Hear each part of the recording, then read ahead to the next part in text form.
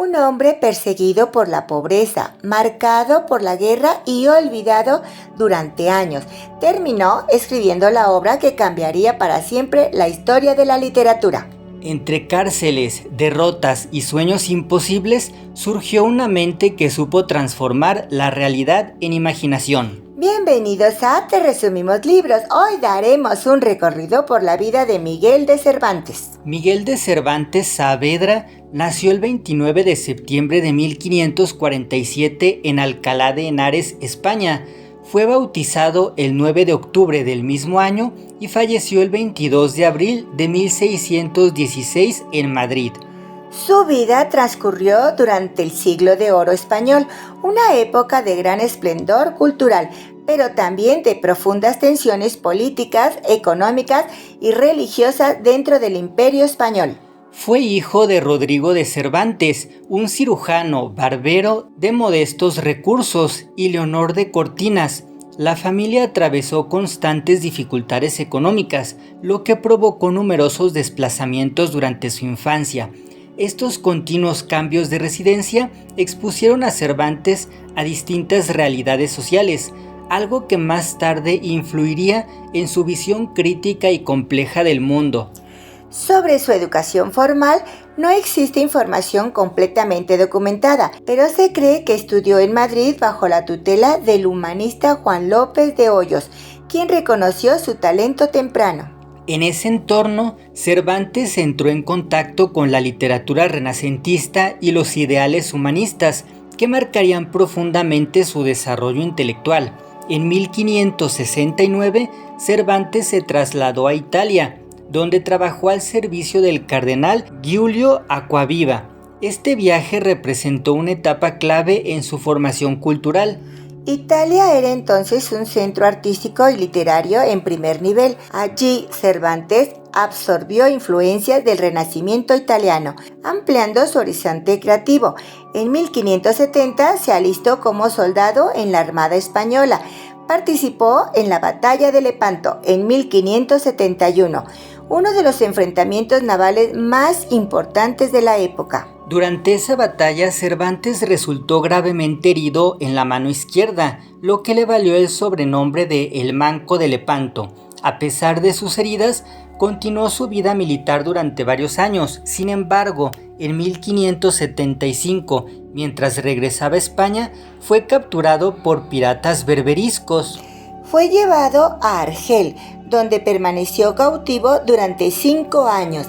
Intentó escapar en múltiples ocasiones, demostrando una determinación notable. Finalmente, en 1580, fue liberado tras el pago de un rescate gestionado por su familia y órdenes religiosas. Este periodo de cautiverio dejó una huella profunda en su vida y más adelante influiría en varias de sus obras, especialmente en su visión del sufrimiento, la libertad y la dignidad humana. De regreso en España, Cervantes se enfrentó dificultades para encontrar estabilidad laboral. Trabajó como comisario de abastos y recaudador de impuestos. Estas ocupaciones lo llevaron a recorrer diversas regiones del país, entrando en contacto con todo tipo de personajes y realidades sociales. Durante esta etapa también enfrentó problemas legales y fue encarcelado en varias ocasiones debido a irregularidades administrativas, muchas veces ajenas a su control directo. Lejos de detenerlo, estas experiencias alimentaron su conocimiento del mundo y de la condición humana, elementos que más tarde serían esenciales en su obra más reconocida, Don Quijote de la Mancha. En el ámbito personal, tuvo una hija llamada Isabel de Saavedra, fruto de una relación con Ana Franca de Rojas. Posteriormente, en 1584, contrajo matrimonio con Catalina de Salazar y Palacios. Aunque su vida familiar fue discreta, estuvo marcada por la distancia y las dificultades económicas, reflejo de una existencia inestable pero profundamente rica en experiencias. La vida personal de Miguel de Cervantes estuvo marcada por una inestabilidad económica persistente. A lo largo de los años enfrentó constantes dificultades financieras, incluso después de haber publicado Don Quijote de la Mancha. El éxito literario no se tradujo en riqueza. En una época donde los derechos de autor eran prácticamente inexistentes, Cervantes vio cómo su obra circulaba ampliamente sin garantizarle seguridad económica. En 1584 contrajo matrimonio con Catalina de Salazar y Palacios, una mujer considerablemente más joven que él. La relación, según los registros disponibles, fue estable, aunque distante en lo cotidiano. No hay evidencia de una vida conyugal intensa o apasionada, más bien se percibe una unión silenciosa atravesada por las ausencias de Cervantes y las exigencias de su vida laboral. Antes de su matrimonio, Cervantes mantuvo una relación con Ana Franca de Rojas, con quien tuvo una hija, Isabel de Saavedra. Isabel fue una de las pocas presencias constantes en su vida afectiva. Sin embargo, esa relación también estuvo marcada por tensiones y dificultades económicas. En el ámbito profesional, Cervantes vivió una rivalidad literaria con Lope de Vega, uno de los dramaturgos más influyentes de su tiempo. Lope de Vega representaba el éxito inmediato, el favor del público y el reconocimiento en vida.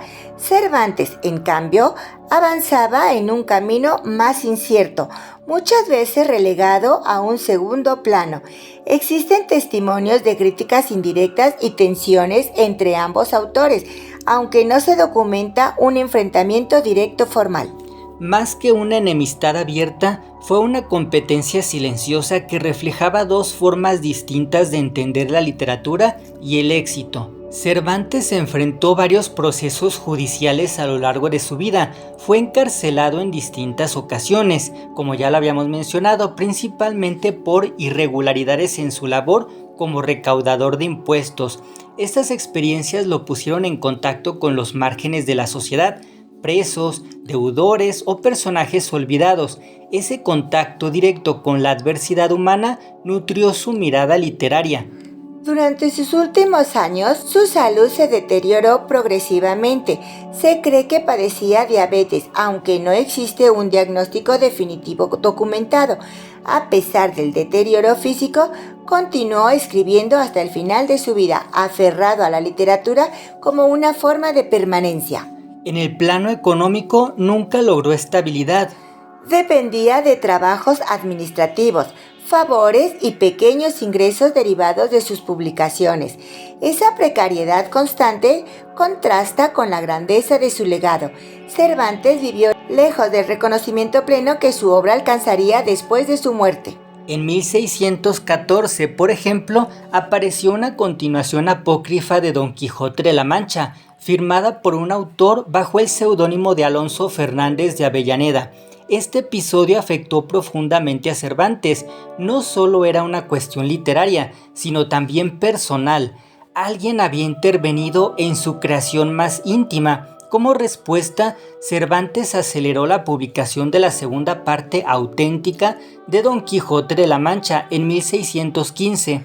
Fue su forma de recuperar la voz, de reafirmar su autoría y cerrar su obra con la dignidad que consideraba necesaria. A lo largo de su vida, Cervantes no gozó de una posición social privilegiada ni de estabilidad emocional constante. Sin embargo, en medio de esas sombras, supo construir una visión profundamente humana, una mirada capaz de encontrar sentido, humor y compasión incluso en la adversidad. La obra literaria de Miguel de Cervantes comenzó a tomar forma de manera tardía. Su primera publicación destacada fue La Galatea, en 1585, novela pastoril que seguía las convenciones literarias de su tiempo. En ella ya se percibe una sensibilidad particular. Cervantes no se limita a imitar el modelo, sino que introduce matices más humanos, menos idealizados, como si desde el inicio buscara romper con lo establecido. Durante los años siguientes incursionó en el teatro, aunque sin alcanzar el éxito de contemporáneos como Lope de Vega. Muchas de sus obras dramáticas se han perdido, pero se conservan piezas como El trato de Argel y Numancia. En especial, Numancia destaca por su tono trágico y patriótico. Es una obra donde el sufrimiento colectivo se convierte en símbolo, anticipando la profundidad emocional que marcaría su narrativa posterior. El punto de inflexión en su carrera llegó en 1605, con la publicación de Don Quijote de la Mancha. Una obra que en apariencia parodiaba los libros de caballerías, pero que en realidad transformó la literatura universal. Cervantes creó un personaje que oscila entre la locura y la lucidez. En 1613 publicó Novelas Ejemplares, una colección de relatos breves que exploran diversos géneros y temas. Aquí Cervantes muestra su versatilidad, desde lo picaresco hasta lo moral, desde lo realista hasta lo casi fantástico. Cada historia parece un laboratorio narrativo donde experimenta con distintas formas de contar. En 1614 dio a conocer Viaje del Parnaso, una obra en verso donde reflexiona sobre el panorama literario de su tiempo. Es también una obra cargada de ironía. Cervantes se observa a sí mismo dentro del mundo literario, consciente de su lugar ambiguo, reconocido pero no siempre celebrado. En 1615 publicó la segunda parte de Don Quijote de la Mancha, consolidando definitivamente su legado. Esta segunda parte es más profunda y más reflexiva. Los personajes son conscientes de su propia fama, lo que convierte la obra en un juego literario adelantado a su tiempo. Finalmente, en 1617, de manera póstuma, se publicó Los trabajos de Persíles y Sigismunda, una novela bizantina que Cervantes consideraba una de sus obras más importantes. Paradójicamente, el tiempo no le dio la razón en este punto. Aunque es una obra ambiciosa, el mundo terminó recordándolo por la humanidad irrepetible de Don Quijote de la Mancha. A lo largo de su obra, Cervantes abordó temas como la libertad, la identidad, la locura, la justicia y la tensión entre realidad y ficción. Su estilo evolucionó desde formas más tradicionales hasta una narrativa innovadora, donde el humor, la ironía y la profundidad psicológica conviven con naturalidad. Sus influencias incluyen la literatura clásica, los modelos italianos del Renacimiento y la tradición española de novelas de caballería y picaresca, pero más que influencias, lo que define a Cervantes es su capacidad de cuestionarlas, no destruye los géneros, los transforma desde dentro. En cuanto a curiosidades, la publicación de la primera parte de Don Quijote de la Mancha no fue inicialmente concebida como una obra monumental, sino como un relato con intención satírica. Y sin embargo, terminó convirtiéndose en la primera gran novela moderna, una obra que sigue dialogando con lectores siglos después.